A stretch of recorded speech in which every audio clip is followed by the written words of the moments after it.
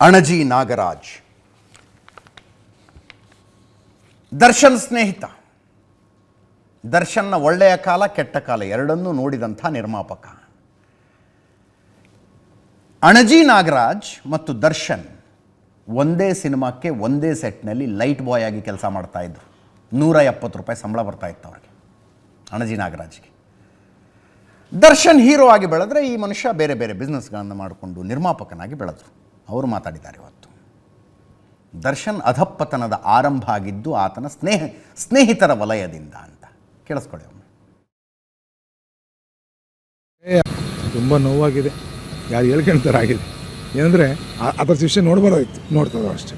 ನೋಡಿ, ಈಗ ಒಬ್ಬ ಸ್ನೇಹಿತ ಇದ್ದು ಅಡ್ವೈಸ್ ಮಾಡೋದಾಗಲಿ ಯಾರಾಗಲಿ ಇದ್ದಾಗ ನೀವು ನಮ್ಮ ಸ್ನೇಹಿತರು ಆ ತಪ್ಪು ಅಂತ ಹೇಳಿದಾಗ ಬೇರೆ ಥರ ಆಗುತ್ತೆ. ಒಳ್ಳೆ ಸ್ನೇಹಿತರಿಲ್ಲ ಅಂದರೆ ಸಮಸ್ಯೆ ಆಗುತ್ತೆ ಅನ್ನೋದು ಇದೊಂದು ನನಗೆ ಅನಿಸ್ತು. ಯಾಕೆ ದರ್ಶನ್ ಅವರು ಈಗ ಇಷ್ಟು ಬದಲಾದ್ರು ಅಂತ ಅನ್ಸುತ್ತೆ ನಿಮಗೆ? ಏನಿಲ್ಲ, ಸ್ನೇಹಿತರು ಜೊತೆಗಿರೋದು ನಾನಿದೆ ಹೊಡಿಯೋಣ ಭಯ ಅನ್ನೋದಾಗ ಏನಾಗತ್ತೆ ಆಟೋಮೆಟಿಕ್ ಚೇಂಜ್ ಆಗುತ್ತೆ. ನಾವು ಜೊತೆಗಿದ್ದಾಗ ಅದೆಲ್ಲ ಮಾಡಬಾರ್ದು ಹಂಗಲ್ಲ ಅಂತಂದ್ರೆ ಚೇಂಜ್ ಆಗುತ್ತೆ. ಇದು ಕಾಮನ್. ಅಂದರೆ ದರ್ಶನ್ ಅವರಿಗೆ ಈಗಿರೋ ಸ್ನೇಹಿತರು ಬಳಗದಿಂದ ಅವ್ರು ಹಿಂಗೆ ಹಾಳಾದ್ರು ಅಂತ ಹೇಳ್ತೀರಾ ನೀವು? ಹೇಗೆ ನನಗೆ ಅನಿಸ್ತಾ ಇದೆ. ಯಾಕಂದರೆ ಅಡ್ವೈಸ್ ಮಾಡೋದು ಕರೆಕ್ಟಾಗಿಲ್ಲ ಅಂದರೆ ಎಲ್ಲದೂ ತಪ್ಪಾಗುತ್ತೆ. ನಾವು ಬೇಜಾನು ತಪ್ಪು ಮಾಡಿದ್ವಿ, ಇಲ್ಲ ಅಂತಲ್ಲ.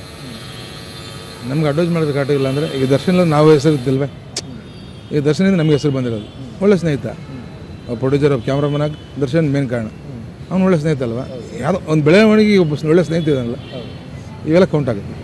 ಎಂಥ ಟೈಮು ಗೊತ್ತಿಲ್ಲ, ಕೆಟ್ಟಗಳಿಗೆ ಕೆಲವೊಂದು ಜನ ಸರಿಕೊಂಡು ಕೆಲವೊಂದು ಹಾಳು ಮಾಡಿದ್ದಾರೆ. ಬಟ್ ಇದು ಹೆಂಗಾಯ್ತು ಅಂತ ನನಗೆ ಒಂದು ಅರ್ಥ ಆಗಿಲ್ಲ. ನಾವು ಬ್ಲ್ಯಾಂಕ್ ಆಗ್ಬಿಟ್ಟು ನಂಬಿಡಿ ಈ ಲೆವೆಲಿಗೆ ಹೋಗ್ತಾರೆ ಮನುಷ್ಯ. ಯಾವ ಲೆವೆಲ್ ಸಿಚುವೇಶನ್ ಕ್ರಿಯೇಟ್ ಆಗಿರ್ಬೋದು ಅಂತ ನಾವು ಯೋಚನೆ ಮಾಡ್ತೀವಿ. ಈ ಹೆಣ್ಮಕ್ಳ ಮೇಲೆ ಪ್ರಾಬ್ಲಮ್ ಆಗೋದಿವಲ್ಲ, ಮನೆ ಪ್ರಾಬ್ಲಮ್ ಆಗೋದು ಹೆಣ್ಮಕ್ಳಿಂದ. ಇದು ನಿಮ್ಗೆ ಗೊತ್ತಿತ್ತಾ ಹೇಗೆ ಪವಿತ್ರ ಗೌಡ ಮತ್ತು ದರ್ಶನ ಸ್ನೇಹ? ನಾನು ಎಕ್ಸಿಟ್ ಅವ್ರು ಎಂಟ್ರಿ ಆಗಿದ್ದು, ನಾವಿರಲಿಲ್ಲ. ಇವ್ರು ಎಕ್ಸಿಟ್ ಆದ್ರಂತೆ, ಅವ್ರು ಎಂಟ್ರಿ ಆದ್ರಂತೆ. ಅಣಜಿ ನಾಗರಾಜ್ ಅವ್ರು ಹೇಳೋದು ಸತ್ಯ ಕೂಡ. ಮನುಷ್ಯ ನೋಡಿ, ಸುತ್ತಲೂ ಜನ ಇರ್ತಾರಲ್ಲ, ಅವರು ಸರಿ ತಪ್ಪುಗಳನ್ನು ಹೇಳ್ತಾ ಇರ್ತಾರೆ, ಸ್ನೇಹಿತರು ವಿಶೇಷವಾಗಿ.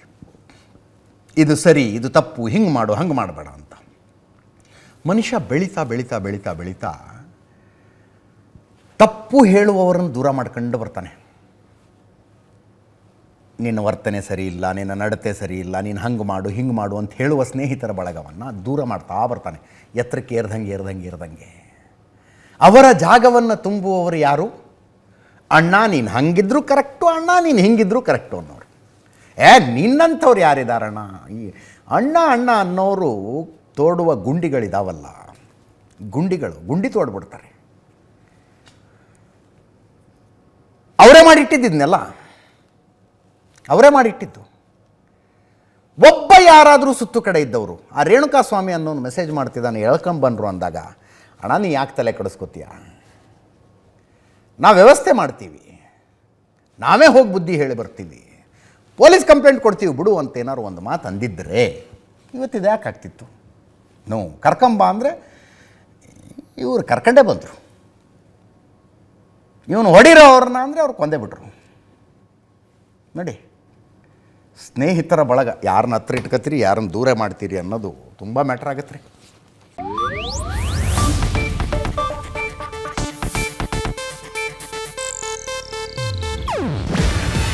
ಇದು ಏಷ್ಯಾನೆಟ್ ನ್ಯೂಸ್ ನೆಟ್ವರ್ಕ್ ಪ್ರಸ್ತುತಿ. ನೀವು ನೋಡ್ತಿದ್ದೀರಾ ಏಷ್ಯಾನೆಟ್ ಸುವರ್ಣ ನ್ಯೂಸ್.